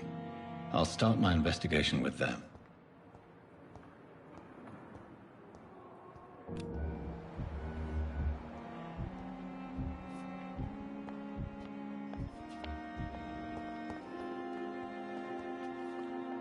Good evening, Nurse Hawkins. Good evening, Dr. Reed. What can you tell me about the strange man visiting one of the nurses during her shift? Let me guess. You spoke with that old shrew, Harriet Jones. Do not pay attention to her, Doctor. She's full of fanciful tales.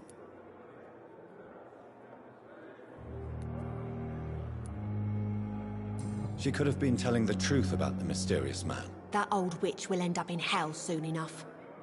Who cares if a nurse finds some happiness where she can?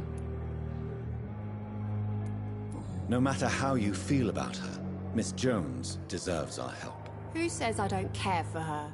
Hate is what keeps that old crone alive.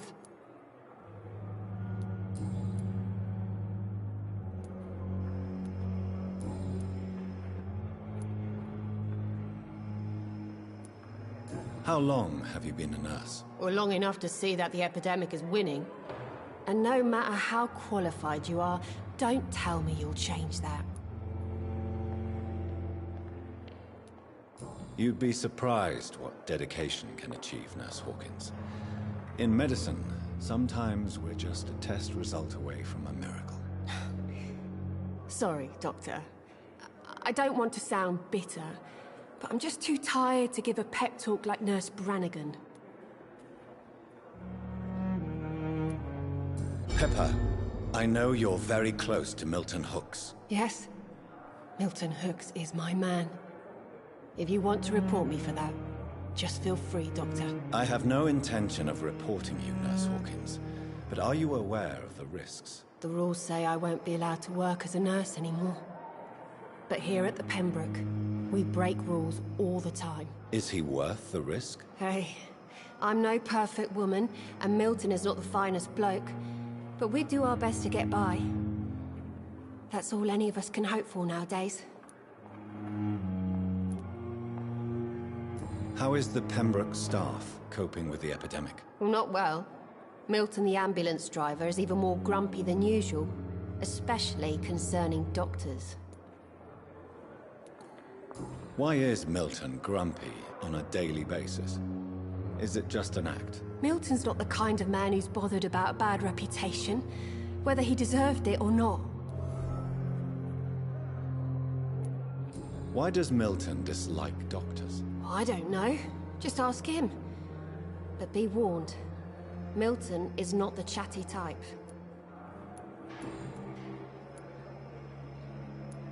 How would you describe the situation at the Pembroke Hospital? It's serious. The flu is wreaking havoc amongst the staff and patients. We are running out of everything. You must get a hold of yourself, nurse. Sorry, I'm exhausted. No one has any idea when this epidemic will be over. Nurse Hawkins, the Spanish flu won't last forever. Even the Black Plague didn't kill everyone. I wish I could believe you. But what if this epidemic was worse? What if in the end, nobody was spared?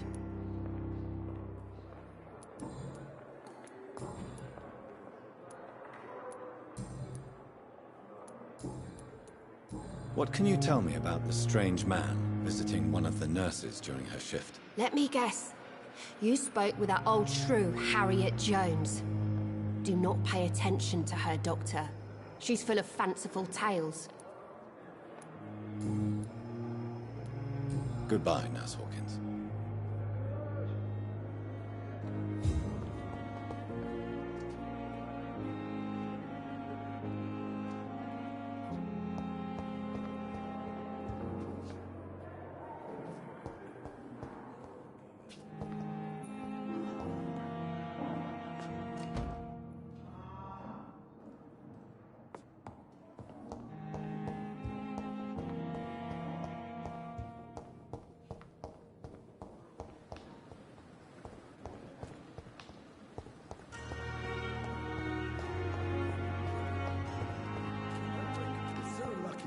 Dr. Reed, you know.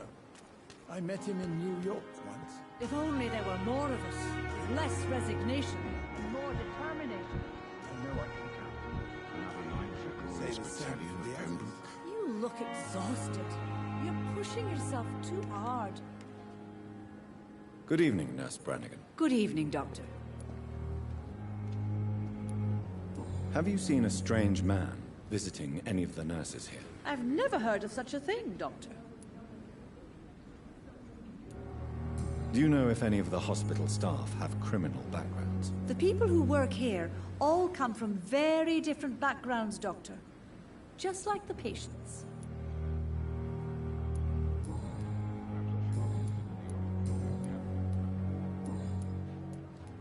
Goodbye, nurse. Call me if you need assistance.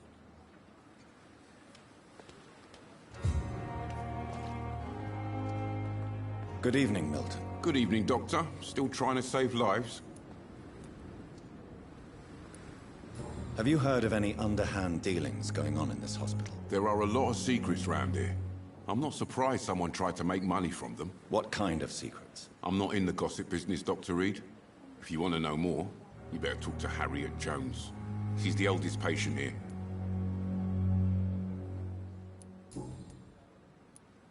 What's going on between you and Nurse Hawkins? Pippa's tired. Tired of all this shit. Tired of all those corpses piling up. She's as depressed as I am. During the war, I witnessed a few couples, just like you, come together in difficult circumstances. It can be very damaging. Maybe you're right. But we support each other. And that's all that matters. You do realize you could both get fired. Hospital staff are not meant to have intimate relationships with one another. Come on, Dr. Reed. Do you know how many rules are broken in this hospital every day just to keep it running? There's nothing wrong with what we're doing.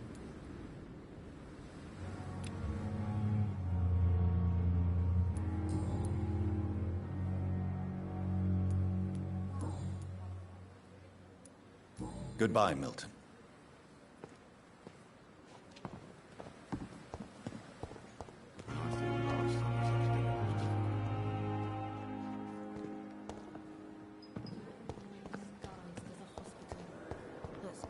Nowadays.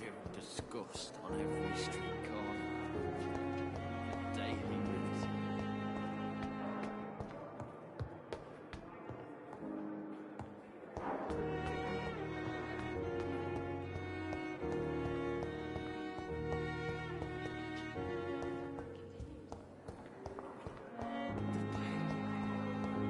It's here again.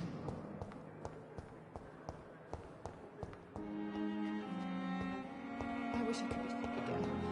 Feel my blood boil with the fever.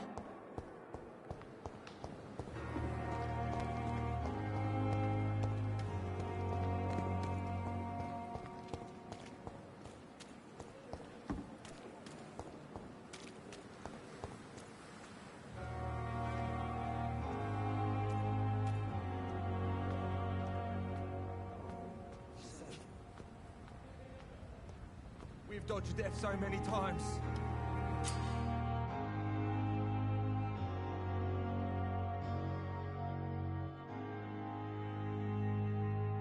Oswald, you can't just die like this.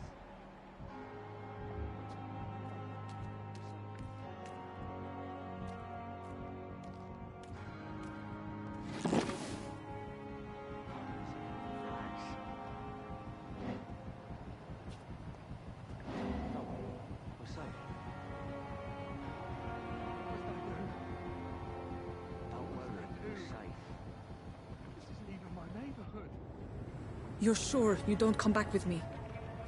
Nah, I have to see someone at the hospital. Be careful. You look so bad they may keep you as a patient. Fuck 'em. I don't like hospitals or doctors. Well then, when you go back to Whitechapel, you may find this useful. What is it? A pass for a free medical exam by the best nurse available. Just read it. I don't read well, but thank you, I guess.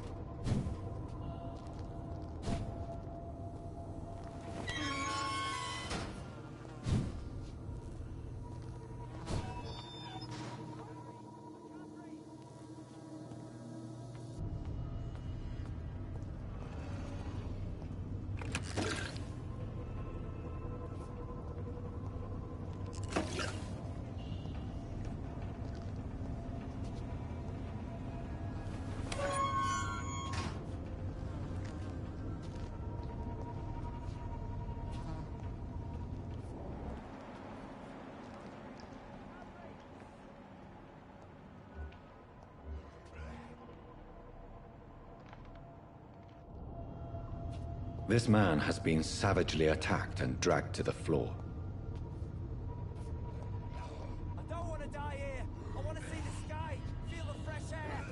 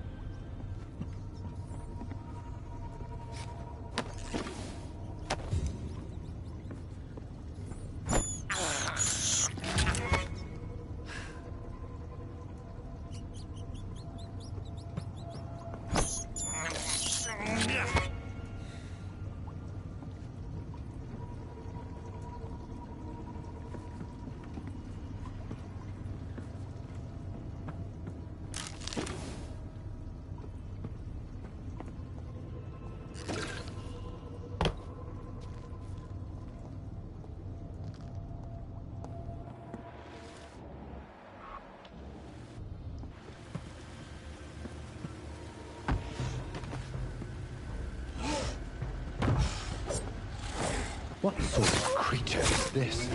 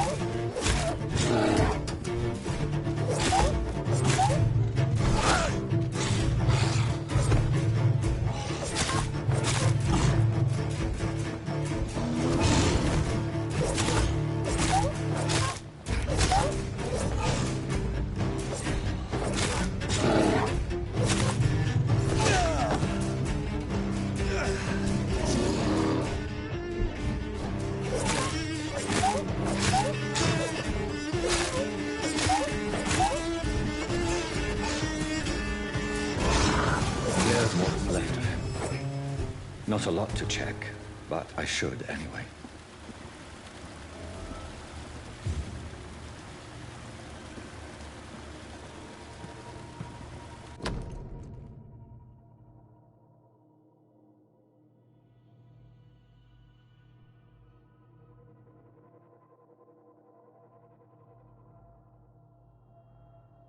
Some voucher for a free checkup in Whitechapel.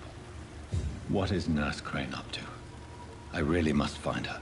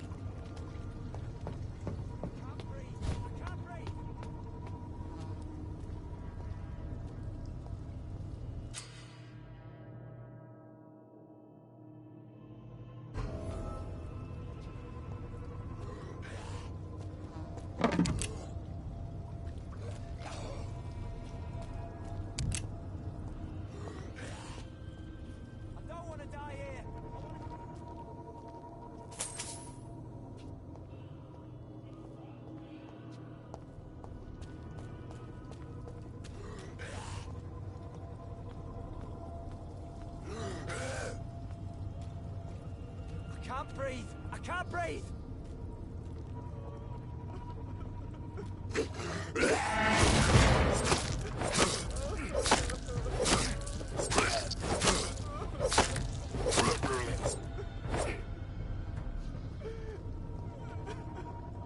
I don't want to die here! I want to see the sky! Feel the fresh air!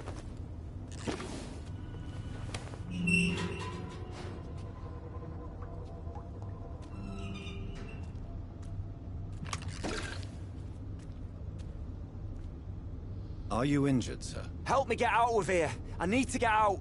I'm Dr. Reed, and I'd be glad to help you, but you must calm down first. Please, take a deep breath and tell me your name. Okay. I'm Oswald Thatcher. Please, I need to get out. All right, Mr. Thatcher, you're safe now. Do you think you can reach the street by yourself? Yes, I do. Good. Now leave this place and enjoy the cool night air. It's quite invigorating. I'm sure you'll feel better if you do.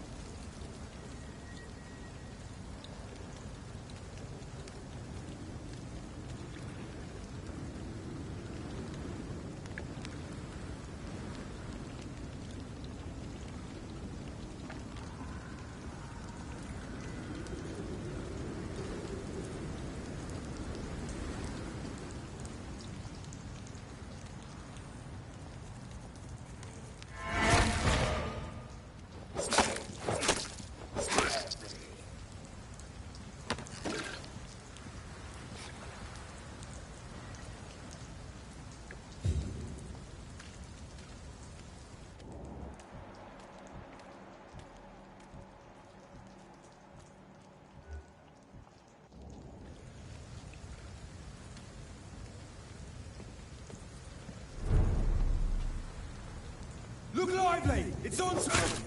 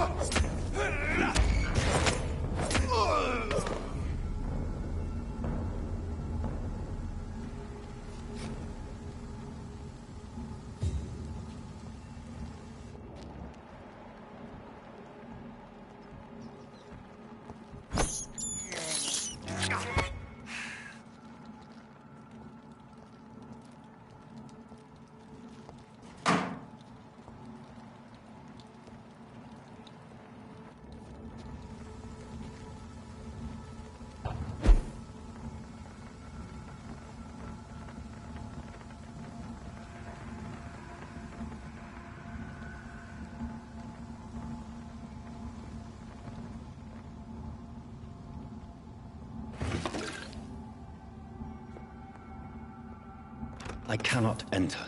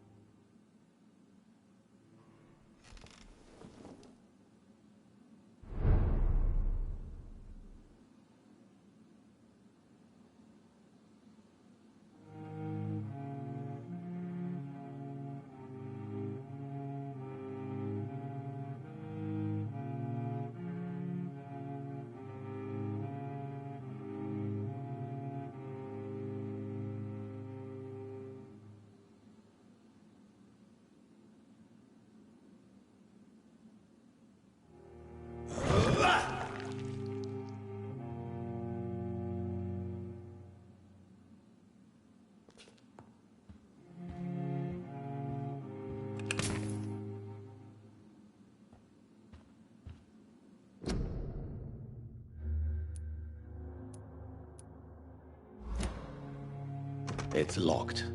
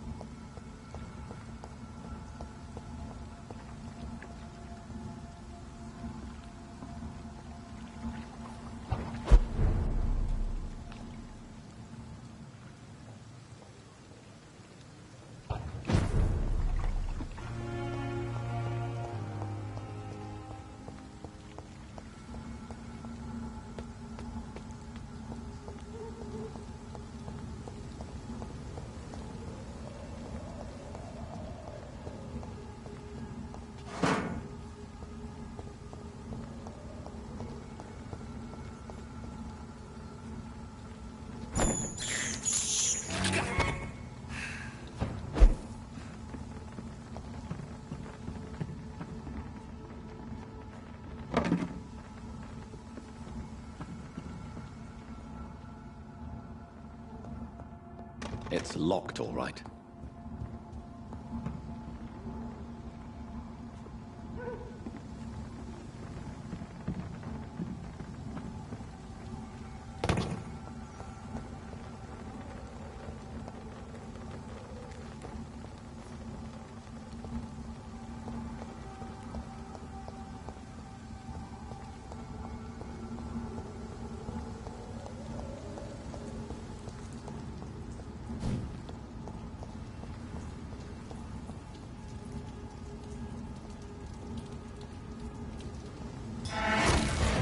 Fancy clothes? This one's a top!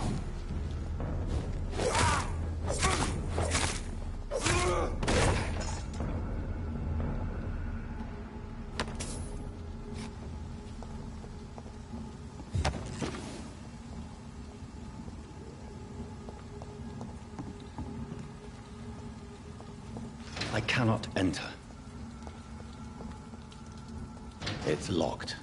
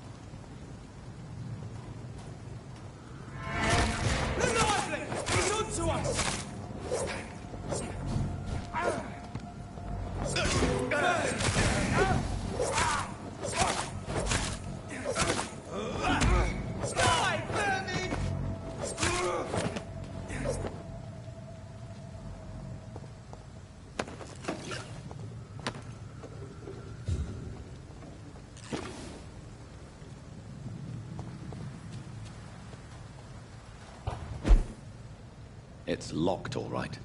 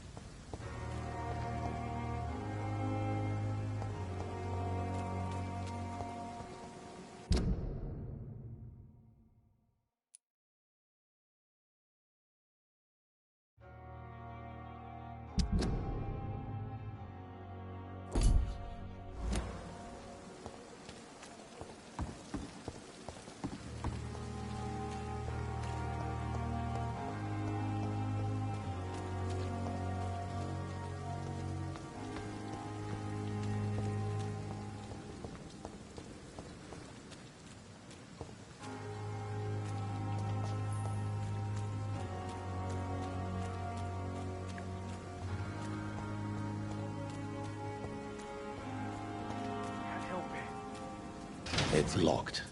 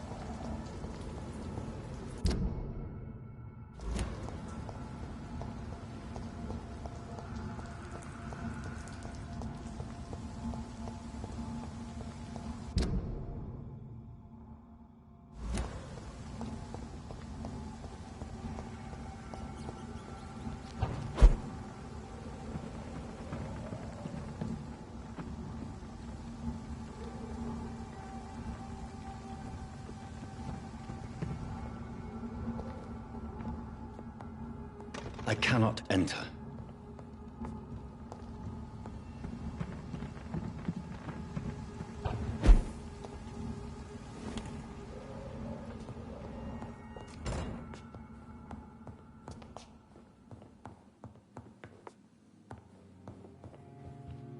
It's locked, all right.